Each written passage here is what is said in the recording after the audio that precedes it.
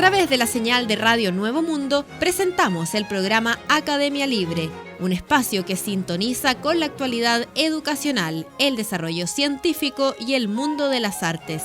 Aquí la Universidad Pública pone sus micrófonos al aire. Con ustedes, David Evia. Vaya nuestro saludo a todos los auditores de Radio Nuevo Mundo que a esta hora sintonizan la emisión de Academia Libre, donde la educación, las ciencias y las artes confluyen para hacer de la creación de conocimiento un espacio público. Hablamos sobre educación a esta hora en Academia Libre y nos referimos a lo que sucede en la educación superior, porque se dispara la matrícula de carreras virtuales, clases sincrónicas, actividades asincrónicas, foros, Learning Management System, expertos curriculares, diseño instruccional, foros. Alumnos estudiando carreras profesionales desde cualquier parte del país, incluso con su celular. Aunque para el público en general, la educación online se remite hoy a conectarse en modo videoconferencia con un profesor, los programas de educación a distancia en Chile tienen más de 20 años de existencia. El último estudio realizado por la Subsecretaría de Educación Superior sobre matrícula 2021 muestra el exponencial aumento de interesados en cursar programas que se imparten en modalidad a distancia.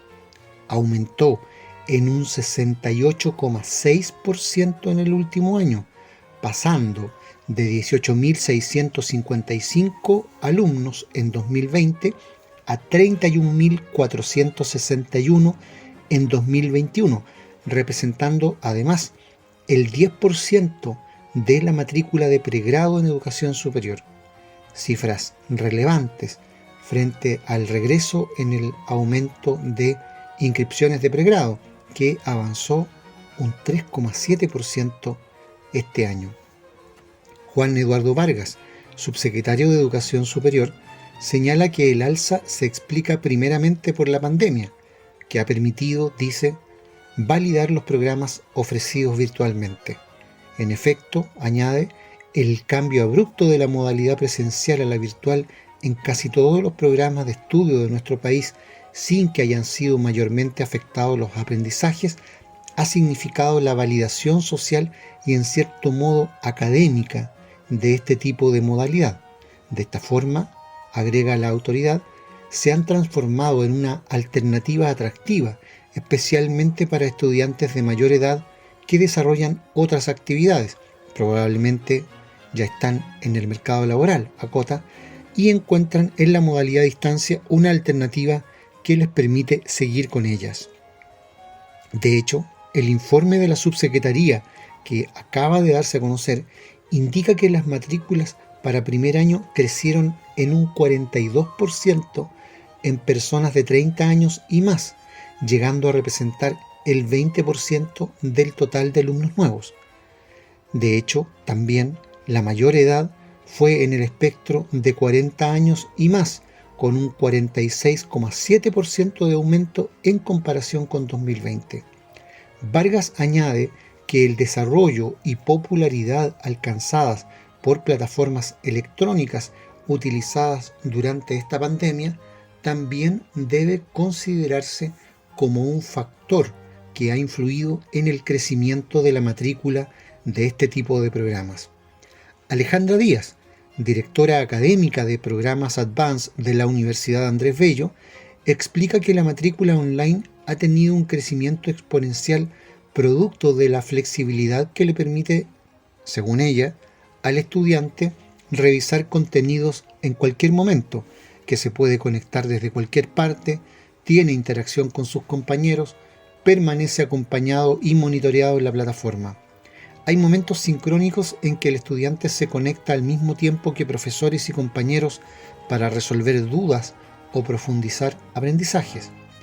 Los planes especiales de estudio de pregrado Advanced les permiten a los adultos que deciden estudiar poder compatibilizar su carga académica y el tiempo de trabajo con las actividades familiares sin tener que renunciar a alguno de estos ámbitos, apunta la directora académica, y señala que los itinerarios formativos Advanced son más cortos que la misma carrera en jornada regular. Las horas de dedicación de estudio se limitan al bloque horario en jornada vespertina, de lunes a viernes, y permiten ingresar a estudiantes con títulos previos de la misma área disciplinar o diferentes áreas, considerando momentos diferenciados para el ingreso en el itinerario formativo. El crecimiento de los programas especiales ha sido sistemático, pasando en la experiencia de la UNAV de 1.658 estudiantes nuevos en el año 2011 a 3.200 estudiantes nuevos en la actualidad, observando un mayor crecimiento en la oferta académica en modalidad online, pasando desde 362 estudiantes nuevos el año 2019 a 1.300 estudiantes nuevos el año 2020.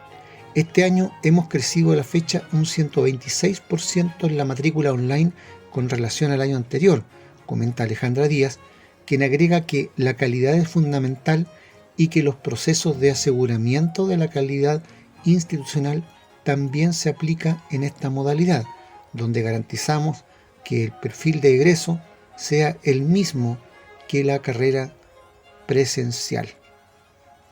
Vamos a ver si realmente pudiese ser comparable el aseguramiento de calidad en el ámbito presencial y el virtual. Aunque las nuevas matrículas han tenido un importante avance en la modalidad online a más de 15 meses de inicio de la pandemia, este tipo de programas ha tenido un crecimiento sostenido en los últimos años. Según reporta el Sistema de Ingreso a la Educación Superior, el año 2020 las universidades chilenas ofrecían 63 programas en formato semipresencial, mientras que en 2021 crecieron a 123. Con respecto a los programas online, en 2020 existían 58 y en 2021 alcanzaron los 131. ¿En qué hay que fijarse antes de matricularse en un programa a distancia? Primero que todo, dice el subsecretario de Educación, la recomendación que siempre hacemos es que el programa sea impartido por una institución acreditada. Esto permite, añade, garantizar que la institución cumpla criterios mínimos de calidad independientemente de si la carrera se imparte en modalidad virtual o presencial.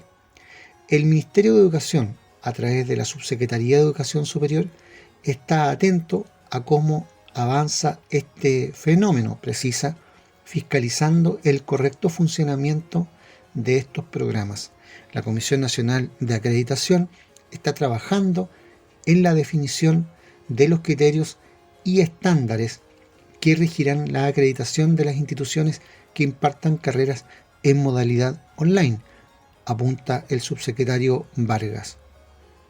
Es difícil de sostener lo que señala el subsecretario respecto del aseguramiento de la calidad, porque esta recomendación de fijarse en carreras que estén acreditadas para instituciones que también lo estén, en realidad no es un consejo aplicable en particular a la educación online, es un consejo aplicable a cualquier institucionalidad educativa. Y el problema que tiene Chile en ese punto, además, es que incluso hay carreras e instituciones acreditadas que dejan mucho que desear en el ámbito de la calidad. Y ahí están los resultados estandarizados a nivel internacional que muestran siempre a Chile en los últimos lugares de la tabla mundial de los rankings de calidad y de creación de conocimiento a nivel universitario. La Comisión Nacional de Acreditación, citada aquí además, es un organismo que hasta aquí no ha logrado garantizar precisamente esos estándares mínimos. Alejandro Córdoba, docente de la UNAV en la Facultad de Ingeniería Civil Industrial, plantea que para ser estudiante online se necesita ser muy estructurado y disciplinado, manejar tus tiempos correctamente.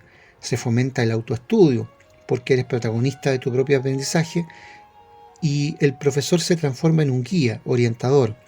Hay muchos alumnos que se acercan a esta modalidad y que antes, por razones geográficas, no podían acceder.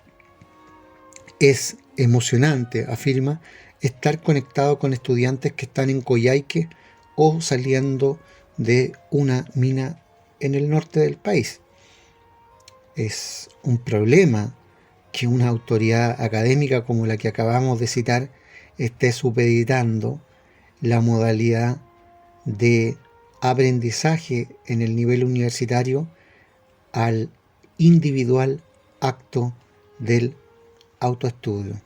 Jaime Muñoz, director del programa de educación continua online de la Facultad de Medicina de la Universidad de Chile, enumera las condiciones esenciales: la conectividad a Internet, que la plataforma de educación sea de acceso sencillo y amigable, y la disposición de educandos y docentes en la adquisición y dominio de estas herramientas. Dos problemas allí. Por una parte, en Chile la brecha digital es horrorosa, y por otra parte, este director del programa de educación continua online está hablando de educandos, un vocablo que relega a la condición bastante pasiva a los estudiantes. En tanto, Alejandra Díaz, directora académica de programas Advanced de la UNAV, sostiene que los interesados deben revisar la antigüedad de la institución, la experiencia en conocer y saber sobre este tipo de programas, lo que implica experiencia en el mercado. Lo otro es el acompañamiento y las plataformas que tengan. Mientras más robustas sean, eso afecta el buen desempeño del estudiante. También son importantes los niveles de acreditación que aseguran que la institución cumple con la calidad en la educación, sostiene. Además, dice, es muy importante el cuerpo académico, que es fundamental que cuente con las calificaciones para dinamizar, acompañar y facilitar el aprendizaje de los estudiantes.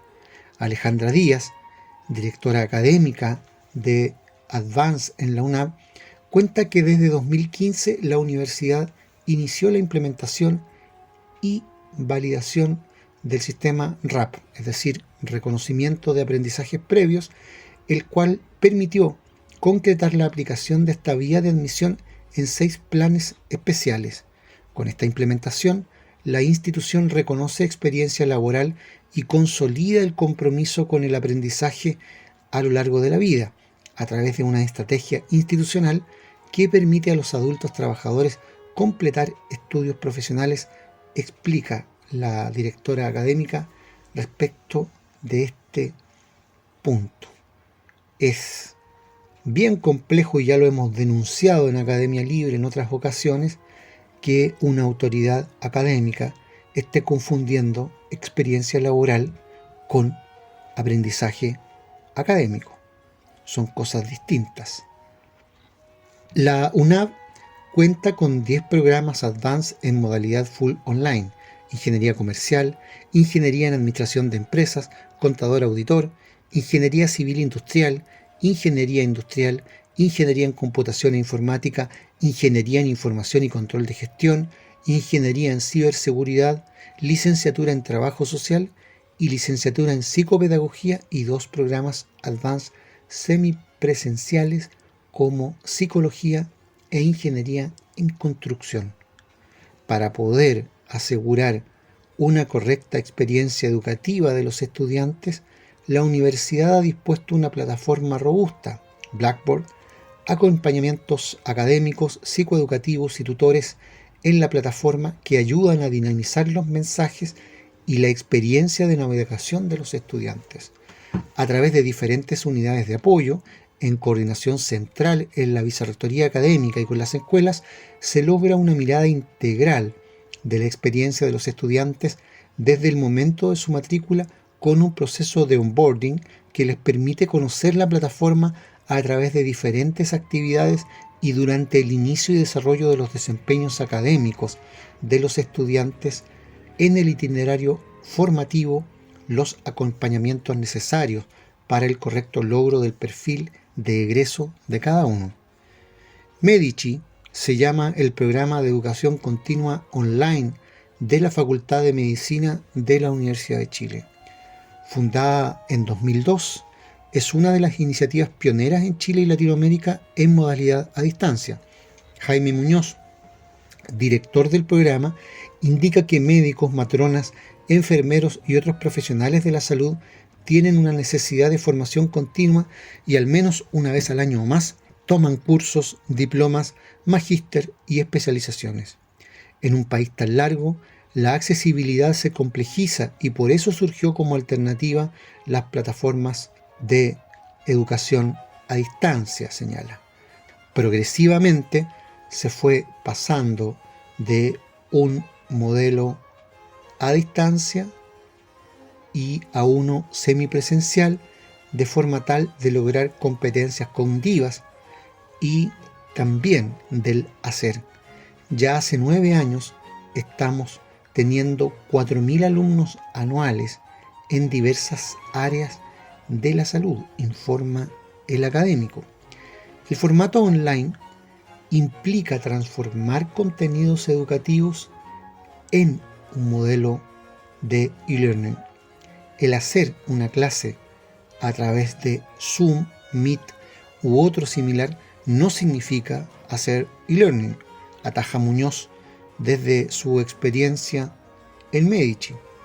Para que eso exista, agrega, se requiere de elementos pedagógicos o andragógicos, donde el diseño instruccional que analiza estas transformaciones digitales busque los objetivos que se pueden adquirir a través de esta tecnología, acompañado por formas de evaluación del aprendizaje.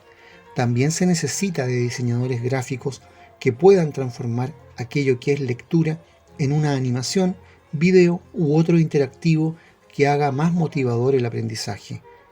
Ese equipo, junto al docente, va a generar e-learning.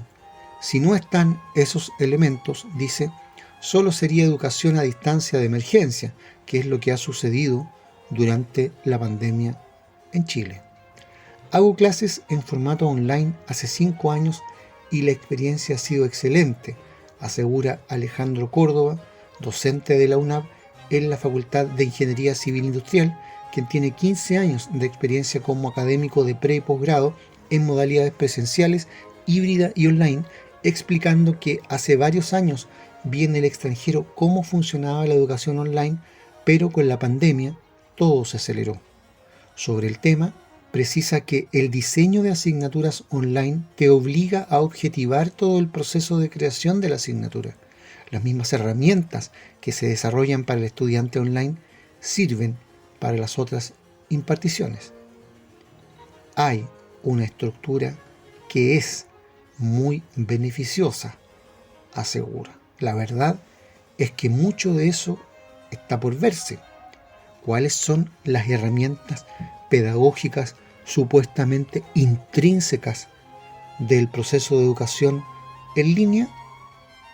Mientras esa pregunta no se haya respondido de parte de las autoridades, lo que responsablemente, como Academia Libre, podemos decir es que los resultados de la educación a distancia que en las escuelas del país y del mundo se muestran, señalan con creces que la educación a distancia no logra sustituir ni cuantitativa ni cualitativamente siquiera los resultados cognitivos estandarizados para la educación básica y secundaria.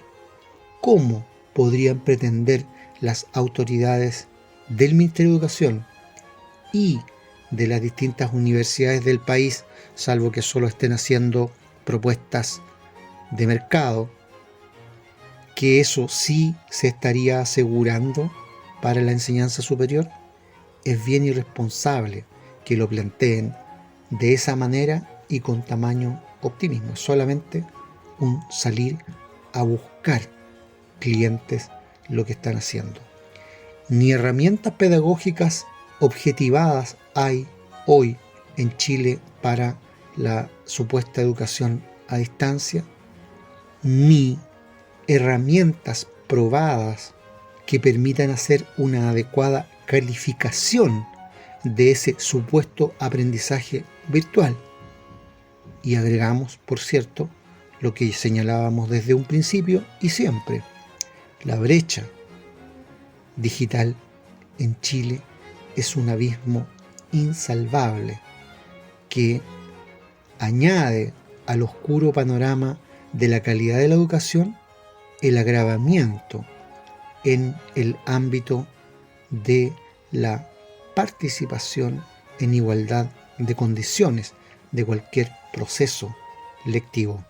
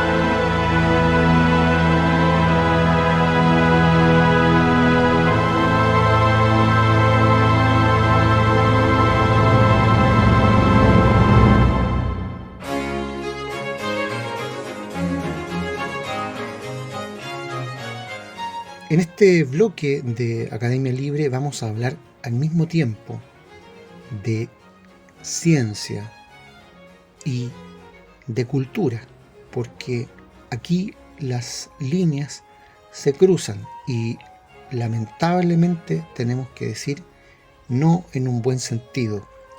Se trata del horroroso impacto de la cultura sexista en la medicina desde la antigüedad hasta el presente, un tema que, como veremos, ha logrado desembocar en una investigación y en una reciente publicación. Si un hombre llega a una sala de emergencia con dolor en el pecho, lo habitual es que se le hagan estudios para descartar o confirmar que está sufriendo un infarto. Pero ese problema no se manifiesta de esa misma manera en las mujeres. Y si una mujer llega a la misma sala de emergencias con mareos, náuseas y falta de aire, lo habitual es que se la envíe de regreso a su casa con instrucciones de relajarse, acaso con un ansiolítico y la indicación de buscar tratamiento psicológico. Las salas de emergencia médica no son guaridas de gente misógina y malvada, pero la historia de la medicina carga con las desigualdades y los prejuicios sociales que afectan a otras áreas. Y en el caso de la salud de las mujeres, lleva siglos de diagnósticos cerrados, tratamientos delirantes y hasta intervenciones quirúrgicas brutales. De eso se trata Mujeres indispuestas, diagnósticos errados y mitos en un mundo hecho por el hombre, una investigación de la historiadora británica Eleanor Cleghorn. Una investigación que partió penosamente de su propia experiencia. Ella tiene lupus, una enfermedad autoinmune muy difícil, y encontrar a alguien que sumara todos los síntomas y viera el cuadro completo sin el preconcepto de la cuestión hormonal, le llevó 7 años y algo de suerte. Muchos de los casos que presenta aparecen extraídos de El cuento de la criada, el libro de Margaret Atwood. Incluyen experimentos sin anestesia en esclavas negras, porque se creía que sentían menos dolor que las mujeres blancas, extirpación clitoridia para calmar presuntas compulsiones histéricas, lobotomía frontal para combatir lo que se consideraba nerviosismo que las desviaba supuestamente del ideal de domesticidad. Nos enseñan que la medicina es el arte de resolver los misterios del cuerpo, y esperamos que la medicina, como ciencia, sostenga los principios de la evidencia y la imparcialidad, escribió Cleghorn. Esperamos y merecemos un tratamiento justo y ético más allá de nuestro género o del color de nuestra piel. Pero en este punto las cosas se complican.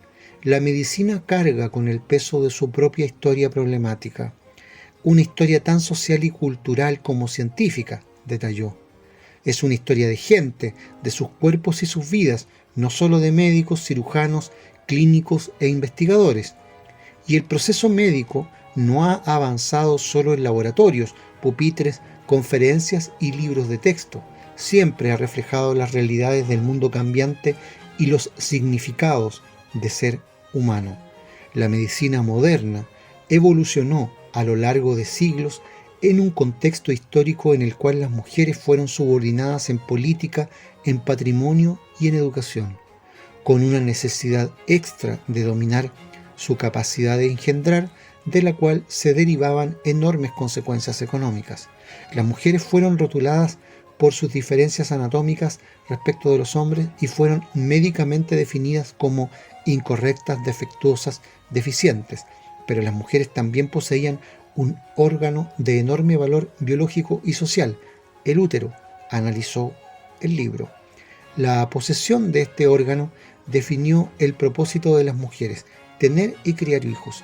El saber sobre la biología femenina se centró en la capacidad y el deber de reproducción de las mujeres, se señala en estas páginas de denuncia. De ahí a identificar a la mujer con su biología había un paso, y una biología tan problemática solo podía generar una persona débil, gobernada por esos humores caprichosos. Desde luego, no todas las mujeres tienen úteros y no todas las personas que tienen úteros o que menstruan son mujeres, precisó Cleghorn, pero la medicina, históricamente, ha insistido en fusionar el sexo biológico con la identidad de género. No ayudó mucho que en el Génesis la voz divina dijera a la mujer tras el episodio de la serpiente y el fruto del árbol prohibido: en gran manera multiplicaré tu dolor en el parto, con dolor darás a luz los hijos, y con todo tu deseo será para tu marido, y él tendrá dominio sobre ti. Tampoco ayudó que Hipócrates, el primer médico en plantear que la enfermedad resultaba de un desequilibrio en el cuerpo y no de la voluntad de los dioses, considerase que el cuerpo de las mujeres era diferente del cuerpo de los hombres por un órgano. Todo malestar femenino se explicaba entonces como una dolencia del útero, que era, según describió un autor romano, un animal dentro de un animal. Angell Woman cita a Charles Meigs, un obstetra del siglo XIX, quien explicaba en sus clases que la mujer era una criatura gestacional y sufriente. Dado que para ellas el dolor viene con el cuerpo, se lo minimiza y se lo normaliza. Su queja solo puede ser patológica, agrega, y aún así es difícil entender si el modelo de paciente es varón y la mujer es una especie de subgrupo. Esas nociones de la histeria, término que deriva de hister, útero en griego antiguo, como la cifra de los problemas femeninos, sobrevivieron como consenso indiscutido, como idea razonable y base científica hasta finales del siglo XIX. Si el dolor era algo que venía con el cuerpo femenino, hecho para procrear, una mujer que se quejase de dolor era un oxímoron.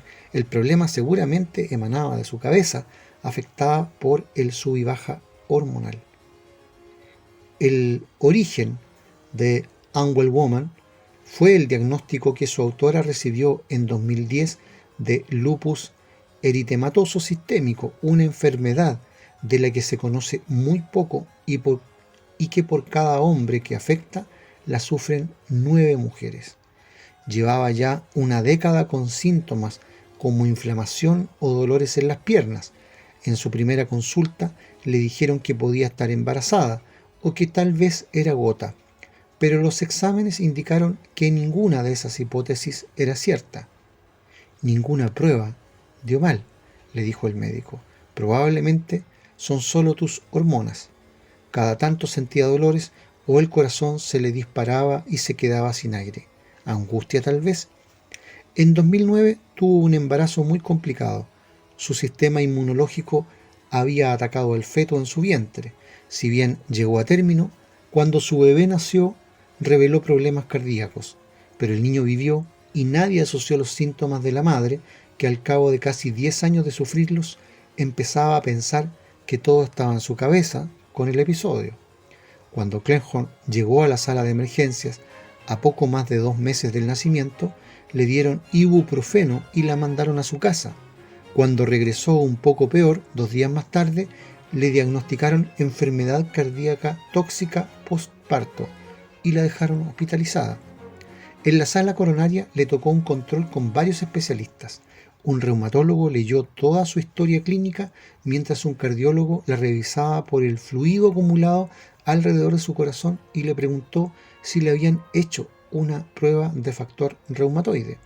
Se trata de un anticuerpo elevado en enfermos de artritis, ciertas infecciones crónicas y algunas enfermedades autoinmunes, entre otras. El lupus, de hecho, es una de ellas. Así se completó el rompecabezas de una enfermedad que le había arruinado la vida durante 10 años. La historiadora británica Eleanor Cleghorn partió de su propia experiencia para realizar la investigación del libro. Pero fue solo el comienzo. Cuando le dieron el alta y la derivaron a una clínica especializada, se encontró con nuevas dudas sin solución. ¿Qué causaba el lupus? ¿Era un mal genético? ¿Por qué la sala de espera estaba llena de mujeres? Todo eso se ignora.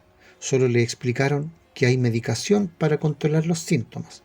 Entonces, ella comenzó su propia investigación.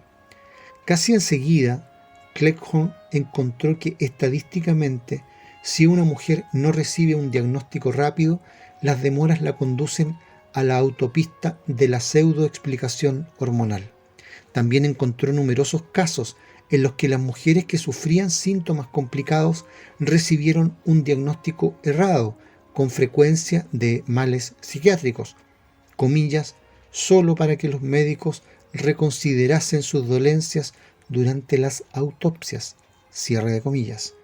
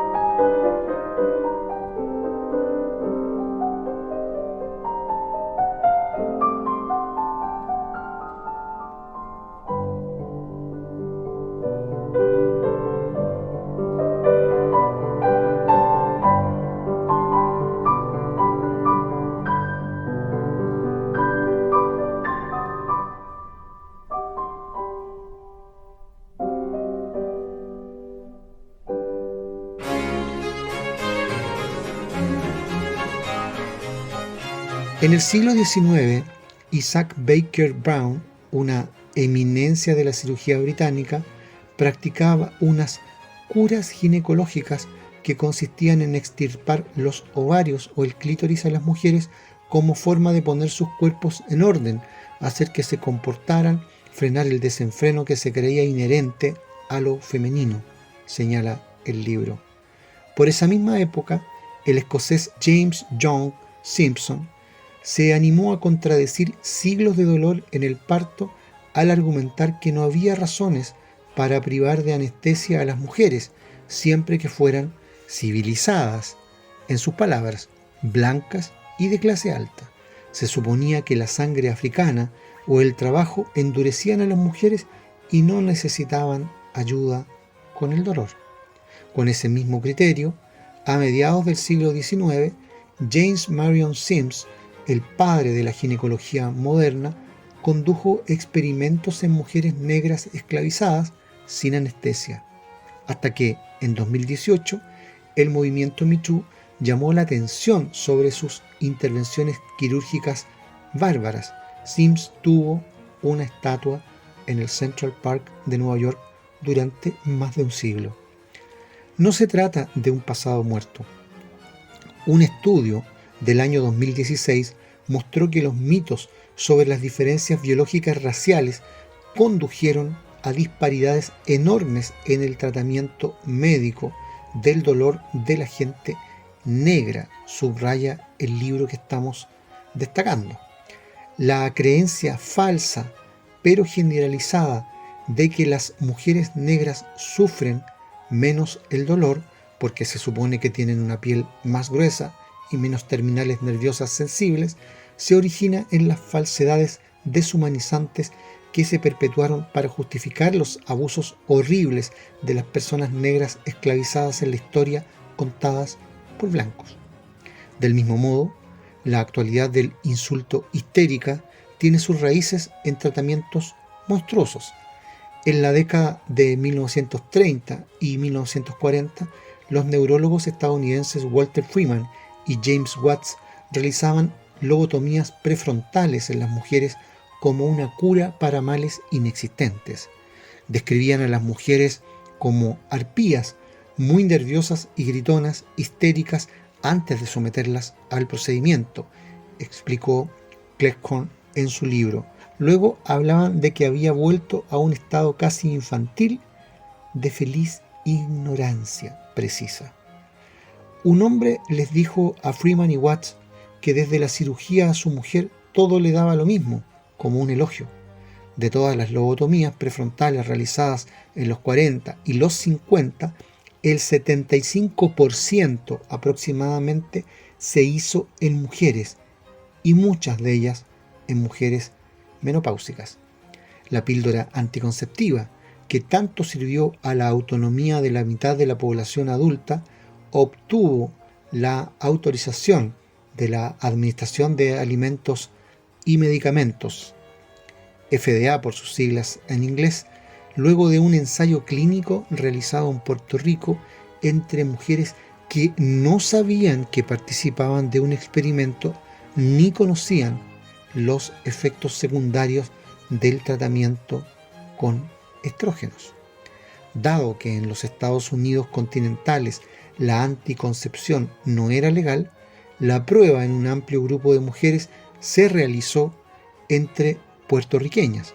Los investigadores necesitaban, comillas, una jaula de hembras ovulando, cierre comillas, según una carta que citó Cleghorn en el libro, y no hablaban precisamente de ratones de laboratorio.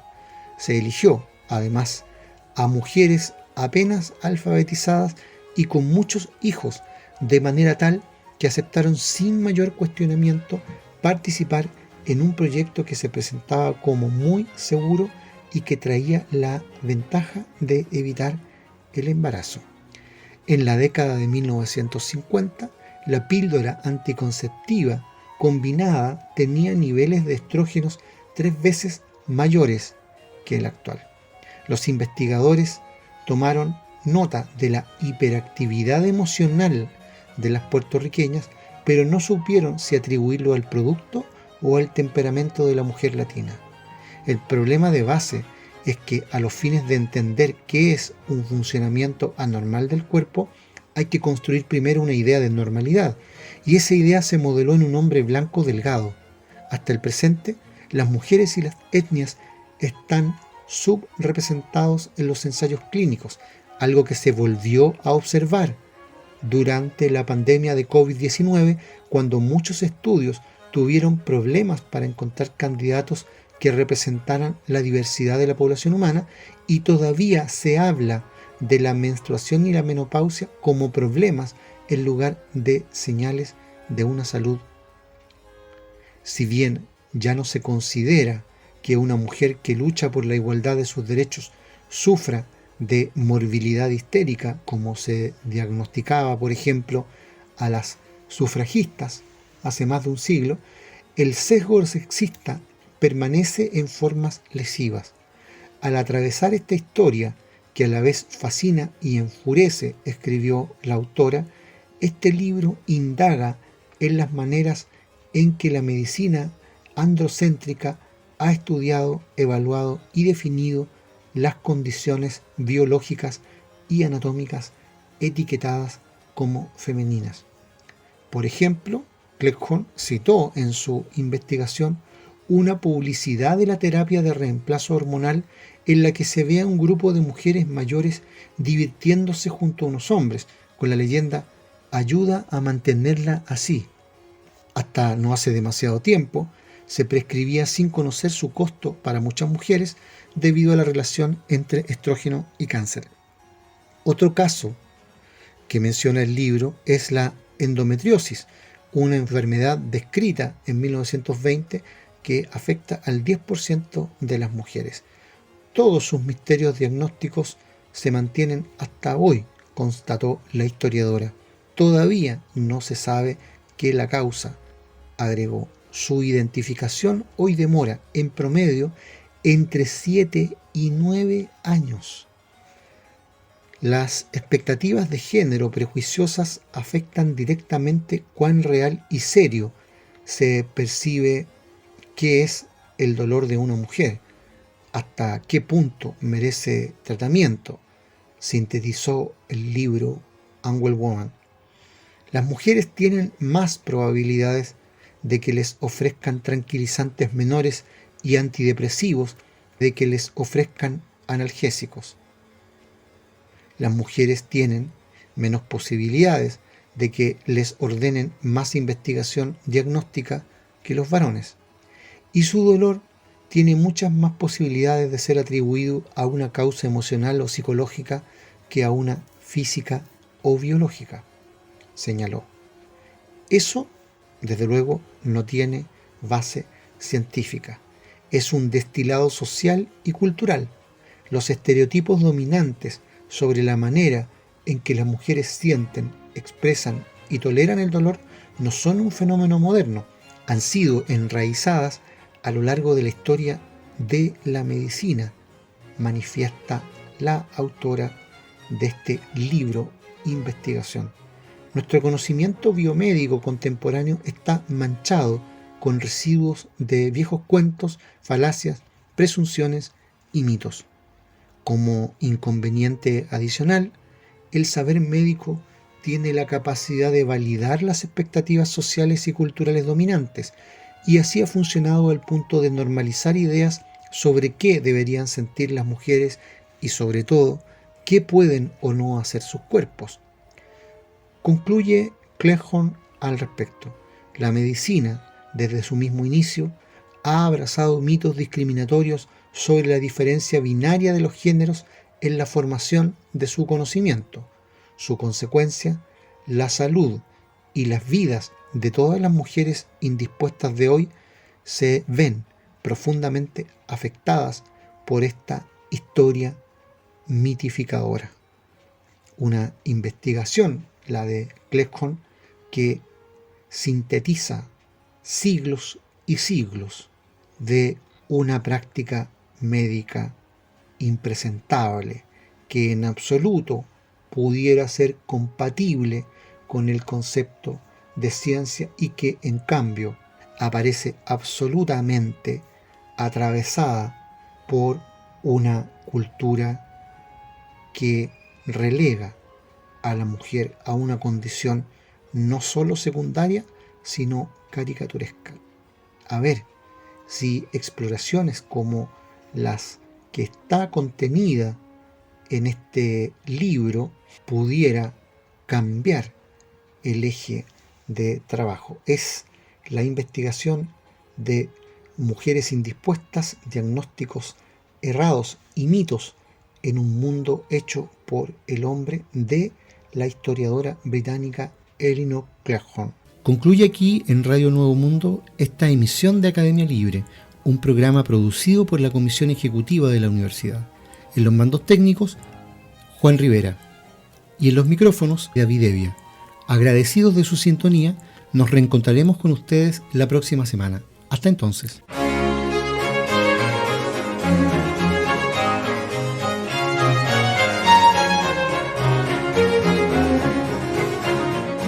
Concluye aquí este capítulo de Academia Libre, un programa que aporta miradas críticas a la construcción de la sociedad.